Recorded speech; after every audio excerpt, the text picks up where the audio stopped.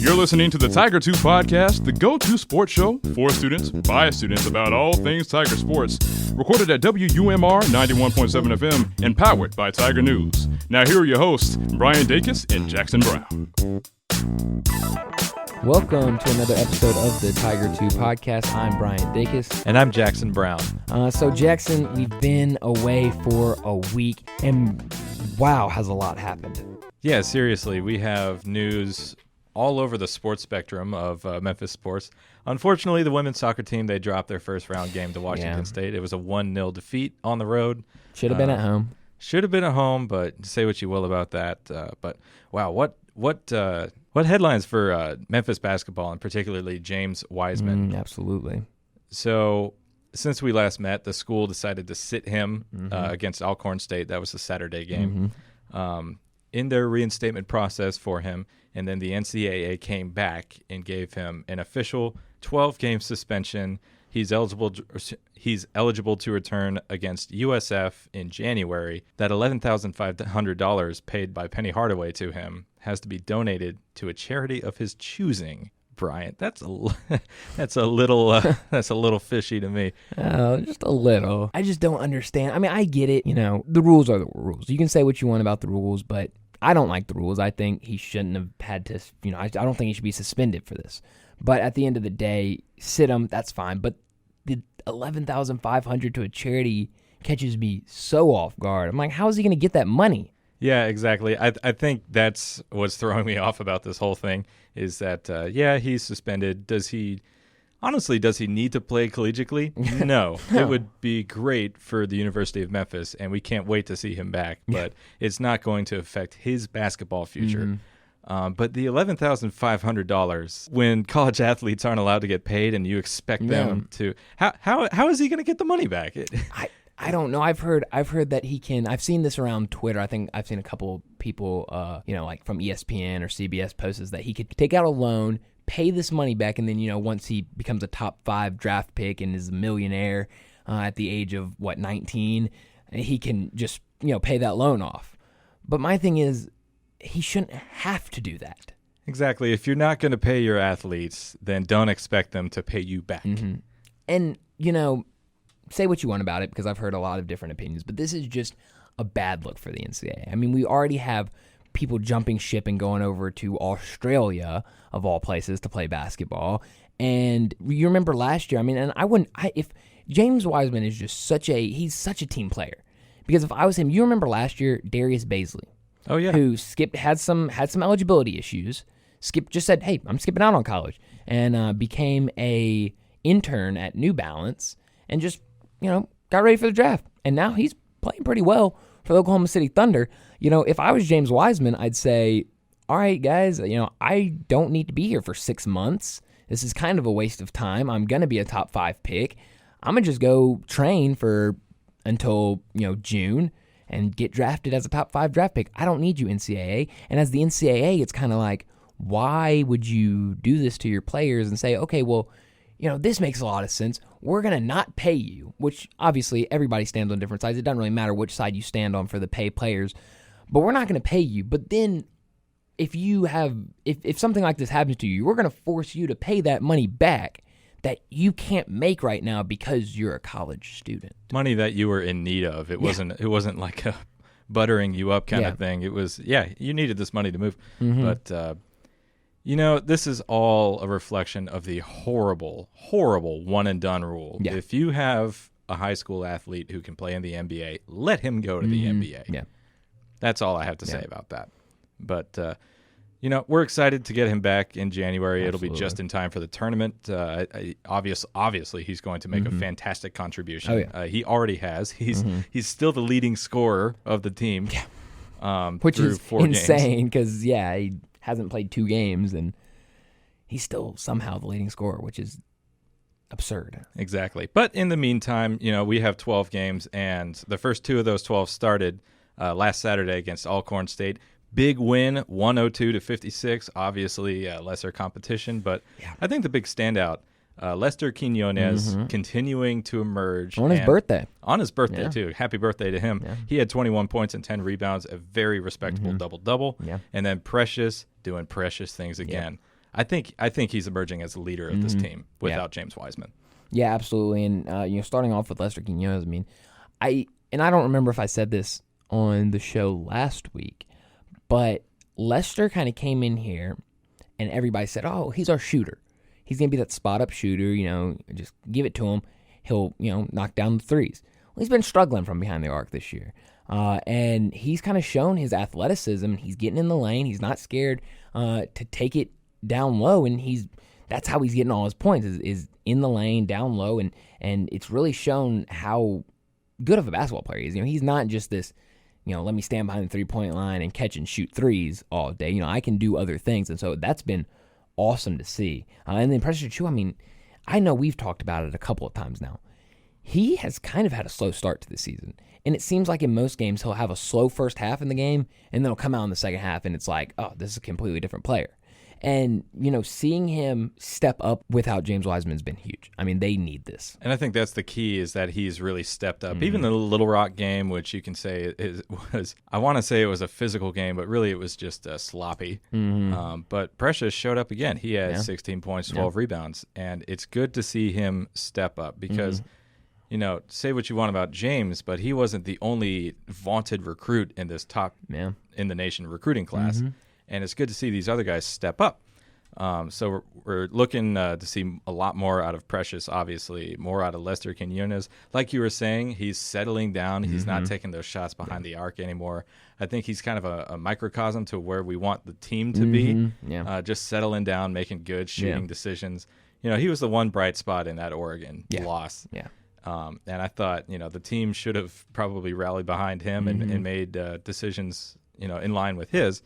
But it's a really good look moving forward. Yeah, absolutely. And another guy, even going to the Memphis Little Rock game from last night where Memphis got a 68-58 win, but a guy that's looked really impressive this season, DJ Jeffries.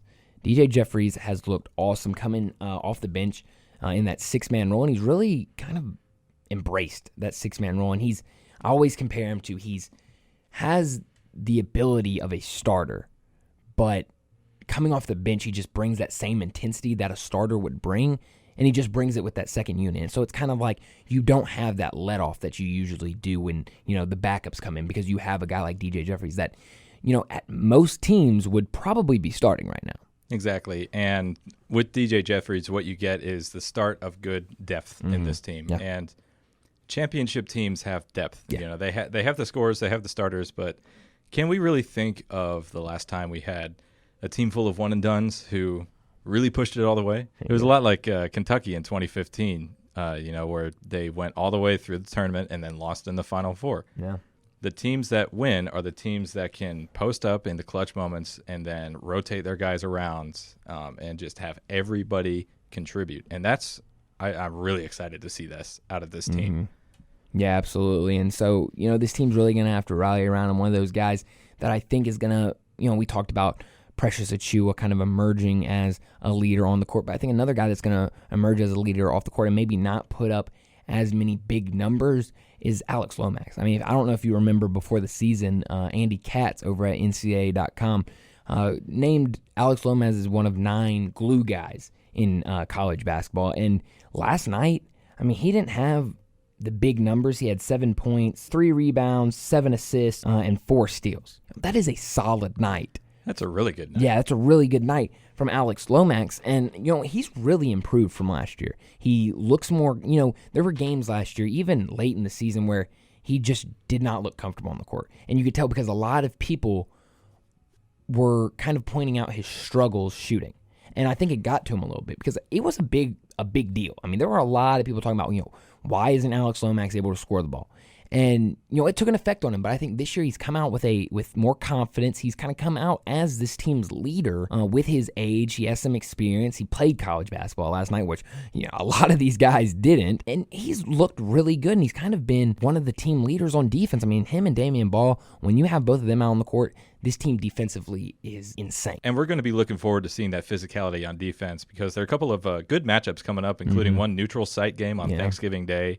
NC State, that's going to be a good chance to, I guess, redeem themselves in the national spotlight as far as Memphis goes. The Ole Miss game, that's going to be a good, rockin' forum crowd. Yeah, I think I saw today on Twitter that there's only like a little over 800 tickets left for that game. So, I mean, it should be a big crowd there to support. I'm sure there's going to be a lot of Ole Miss fans. Ole Miss has been a good start to their season. I think they're undefeated right now. So, it should be a fun game on Saturday. Yeah, and you look at Ole Miss's schedule, it's a lot like Memphis's. They haven't played a lot of good competition. Memphis, the one game against Oregon, obviously they dropped that game. So it's going to be exciting to see this team get tested again. Yeah. And we're really looking forward to it. Obviously, it's going to be a big forum crowd, and it's going to be a great time. It's always good to see Ole Miss in town. Yeah. Just to remind them that the SEC ain't all that. No, SEC isn't all that. I even saw I was walking around campus today. I went into the campus bookstore, and they made shirts that say Border Wars on them, and it says Memphis versus Ole Miss, which I thought was kind of funny. I love that. That's great. So hopefully we can, hopefully they keep this rivalry alive. And I think another thing that, speaking of rivalries, Tennessee, Rick Barnes saying he doesn't want to renew the rivalry with Memphis after, well, I guess he didn't say he doesn't want to. He basically said he didn't want to. He said he doesn't think it will be renewed after next year's game in Nashville. I understand kind of where he's coming from. It's been ugly between him and Penny, but this rivalry is so good for the state. I mean, competitively, everybody loves competition. And this Memphis versus Knoxville, Memphis versus Tennessee, who's the little brother, I mean, I think it has been awesome. Even the players going back and forth at each other. I think if you ask anyone, looking back to College Game Day a few weeks ago, if you ask anyone that was in that crowd if they think the Memphis versus Knoxville rivalry is going to go away, I think every single one of those people would say, heck no. That is here to stay, and it's only going to get better from here on out. So hopefully, I mean, I hope they can come to some type of an agreement, because I want to play them every year. And Rick, they have a good recruiting class coming in. I think right now they're like 3 or 4 in the country. Yeah, and they're an AP top 20 team right now. So that's going to be a top 20 matchup, hopefully, in December. It's going to be great to see. It's going to be a true road test for the Tigers. But, and we'll get to them. Lay down the road in, late December? Early December. December 14th. December 14th. December 14th. So that'll be a great, great game to look forward to. Yeah, really fun. But speaking of some other great games to look forward to, this Memphis Tiger football team playing red hot right now. Oh, just can't get enough of it, can you? No, you cannot. I mean, getting a big win against Houston, 45-27 on Saturday. A game that the Tigers were down by 10 early, and I was a little worried. Yeah, they got tested. I think I predicted they were going to get tested a little bit, but if you look at the box score, and really if you look at the dynamics of the game, outside of that first quarter, this was really one of the better performances on defense I've seen out of Memphis this year. It seemed like every play in the second half they were getting behind the line. They were getting to the quarterback, getting him out of the pocket, and forcing his receivers on little screens and little slant routes that recovered pretty decently down the middle. Shout out to Bryce Huff. He had 2.5 tackles for loss. He was looking like a beast. He was pushing that line, all game. It was great to see. Yeah. And then on the other side of the ball, can't get enough of Tom Brady White. You heard it here first, folks. Tom Brady White. Tom Brady White. That is interesting. I have yet to hear anybody say that. I might start rolling with that one. Yeah, that's. I think that's my new name for him, because he had the one pick that wasn't even. I wouldn't even put that completely on him. Yeah. But he had 22 for 33 passing attempts, 341 yards, 5 touchdowns on the road again. I didn't watch him in high school. I think he was a 4-star out of high school, but it's hard to say that he played better football ever than he is right now. At a collegiate level, you're a top 20 team, and you've been faced with so much adversity from fans and people saying that you shouldn't be the starting quarterback, you're not good, we can't wait for you to leave, and you are putting on a show these past 4 or so games. And it's been really awesome to see. You know what I love seeing from the Memphis offense is that Brady White manages so many different weapons. He threw a completed pass to 8 different receivers on Saturday. Coxie, Gibson, and Gainwell all had big games. Coxie and Gibson were just a little bit short of the 100 receiving yards I predicted for both of them, but they both found the end zone. Coxie found the end zone twice. It was just a great game, and this offense, I just can't get enough of it. I grew up in Orlando, So I've gotten very familiar with the UCF teams of recent years. And what I see out of this Memphis offense right now is a spitting image of those Mackenzie Milton-led UCF offenses. Mm-hmm. And it keeps getting better and better. Yeah. Yeah, I mean, they are looking really good this weekend. Got USF, who gave Cincinnati some trouble last weekend. Yeah, that was a really interesting game. I thought those were two very similar teams. USF is really good defensively. Obviously, that's Cincinnati's trademark is defense. They did come out with a win. You know, good teams find ways to win. Bad teams find ways to lose. This USF team, it's a lot like Houston. They're down, but they have playmakers, including their quarterback, Jordan McLeod, over 1,200 yards passing, 12 touchdowns. He's a great player for them, a dynamic player, too. Yeah, dual threat guy, yeah. He's their second leading rusher, you know. So it's going to be interesting to try to keep him contained. But another road test for Memphis before they come back against Cincinnati next week, which will be great. Yeah, because like you said, I mean, with him being a dual threat quarterback, I mean, like you said, second leading rusher on their team, Memphis has had trouble keeping those dual threat guys, keeping those rushing offenses, keeping them off the board. And so we'll see if this Tiger defense can, kind of find a stride against USF and, make some big plays, because we've seen, I mean, they have trouble against the run, but it seems like they've always been able to make the plays that matter. I think that's been the big part of this Tiger defense. I mean, you could say the expression, they bend, but they don't break. They can give up a lot of points at times. But we've seen, I mean, they have gotten out of a lot of games where they've made one or two big plays, and which has saved them and won the game for them. And you can say, historically, that's how the American Conference goes. You have a lot of defenses that bend, don't break. Obviously, Cincinnati, which we're going to see next week, is the antithesis of that. Yeah. But, Memphis is a very prototypical, highly skilled American Conference team. Mm-hmm. They have a defense that can make the plays. It doesn't necessarily, hold their opponents to few points, few yards. But so eventually their defense just allows the offense to outscore their opponent, and it's been a recipe for success in this conference, which I'm really looking forward to. I'm excited for this USF game because I think, like I said, they match up really well with Cincinnati. I think this is a warm-up for the Cincinnati game. I think game planning wise, it's a less skilled version of Cincinnati, if you will. Yeah. So it'll be a very exciting thing to see, and maybe we'll see some more Patrick Taylor. Yeah, because he came back and you could tell he was knocking the rust off last game. It's his first game back. I mean, it could be if he could find those legs under him. I mean, knock that rust off in these next couple games. Man, him with Kenneth Gainwell back there. Oh, it'll be amazing. Ooh. And part of that too is this offense has been on such a hot streak recently that Patrick comes back and it's like, okay, let's find a couple of halfback draws to include you in this offense. Yeah. So not a lot of production, but that I don't put that fully on him. Obviously, he's coming back from injury. And I think he's going to be a lot more integrated this week against USF. Like I said, a good defensive team, not so strong up the front seven.